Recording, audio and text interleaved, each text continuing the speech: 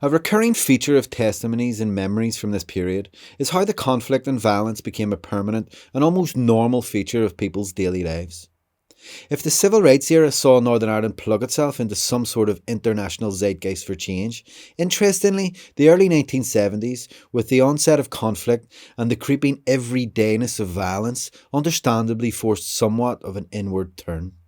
But in this period, 68, you had all the influence of this sort of events in Paris and stuff. And you had the influx of Italian, French students and that coming to observe.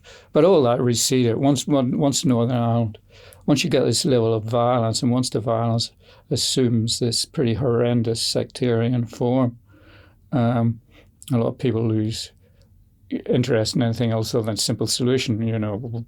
Pull the troops out, get a declaration of intent. So all that sort of international interest in Northern Ireland recedes. But everybody was drawn in, as you would say, drawn inwards, not because they wanted to politically look inward, because they had no time to politically look outwards. Yeah, I think after 69, things got a lot worse. A lot more people being killed, particularly around 72. And there was a build-up to that in many ways. People began to get accustomed to bombs, began to get accustomed to waking up in the news and hearing so-and-so was murdered, policeman was murdered, some civilian was murdered.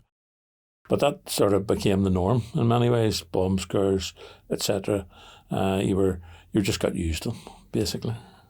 And I remember I used to often leave Eamon home because he lived in Cliftonville, and I lived in various places, but the one where I spent most was Rosemount Avenue, which was up the road a bit, but it was much safer for me to walk up the road on my own than Eamon. I remember there was actually somebody shot right outside their door on Cliftonville Road during that time. So it was a strange time. Didn't go out very much, People had to be home by a certain time.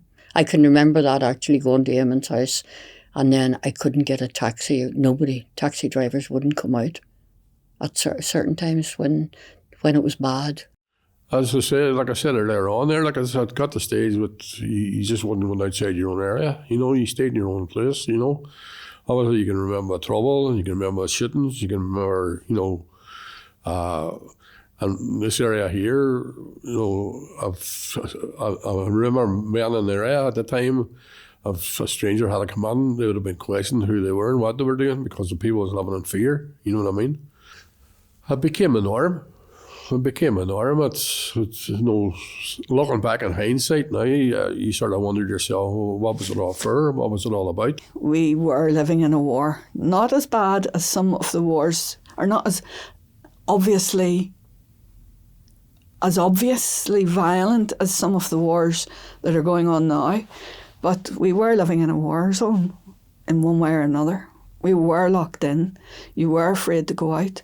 People were being killed. Bombs were being thrown or being planted. People were being shot. All those things.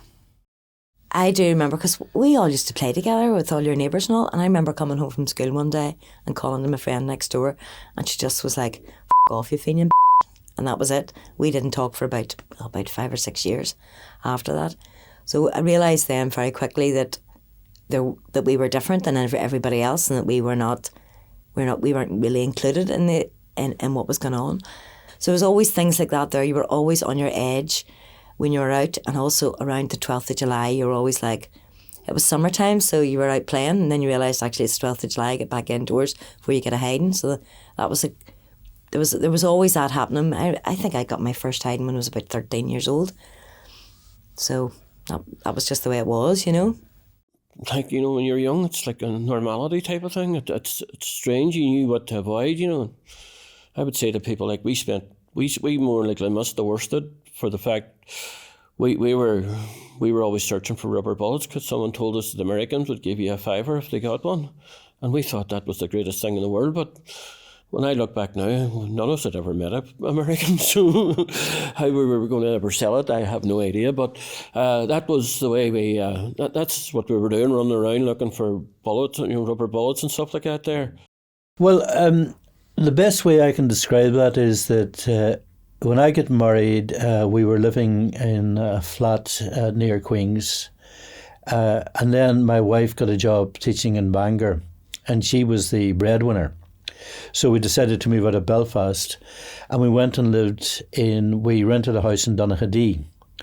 And Donaghadee would have been, overwhelmingly Protestant and quite loyalist. And I always felt uneasy living in Donaghadee. I've always been a sea swimmer. And in the 2 years I lived in Donaghadee, I wasn't in the water once. I don't know why, but that was the case. But in any case, I was driving from Donaghadee into Belfast every day to teach at Annadale Grammar School. And what brought home to me the abnormality of the place was I always read the Irish Times. And it took me about 3 months to suss out on that journey from Donaghadee to Belfast where I could go in and buy an Irish Times and not feel threatened. It was that bad. And equally, my wife was taking the bus from Donaghadee into Bangor, and she was getting some sectarian abuse. Now, it wasn't constant, but she was getting it. The assumption was that the house that we were living in that belonged to a Presbyterian minister was that we were a mixed marriage. And in a place as small as Donaghadee, people knew exactly who you were. So there was that uneasiness. You were living in, if you like, a quiet spot throughout the Troubles, but it was still burbling under the surface.